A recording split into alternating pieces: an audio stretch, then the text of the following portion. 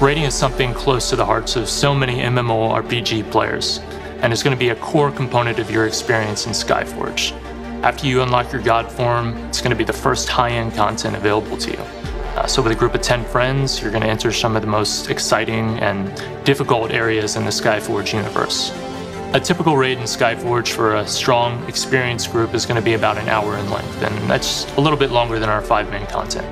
Raiding is a familiar experience for many veteran players, but there are things about Skyforge that the systems just influence the way we as developers design this kind of content. These include our combat system, which is unique in terms of doing things like combos, dashing, and mouse-up targeting. We also have support classes that don't have healing mechanics, and that just makes healing an incredibly valuable commodity. Everybody is responsible for their own health pool. Third, character classes, you're not bound to that. You can switch your raid composition, your group composition up for every raid fight for what makes the most sense for you.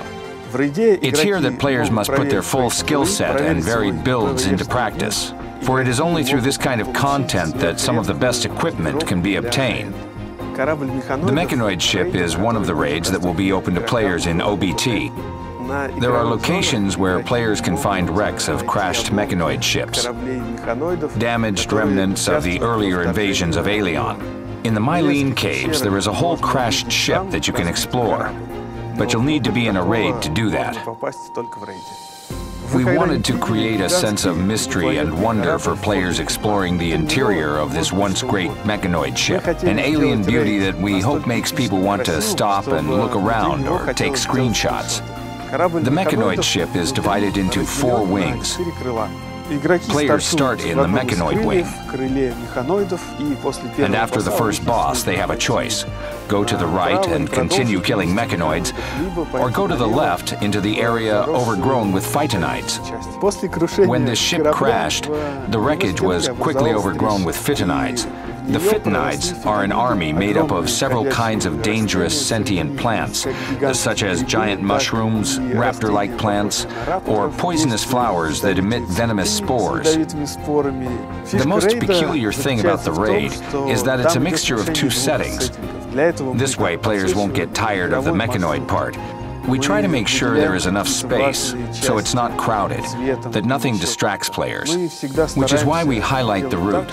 We do our best to make the environment visually striking, but gameplay always comes first. This discovery process leads us to defining the setting, the tone, what kind of enemies are going to be in this location, and what their roles are within that structure. This in turn helps to inspire and guide our art direction, our level design, and what kind of mechanics these creatures are actually going to have in this area. From there, we're really looking for the fun, iterating rapidly through potential mechanics and trying to find things that challenge the players in interesting ways and yet are still easy to understand.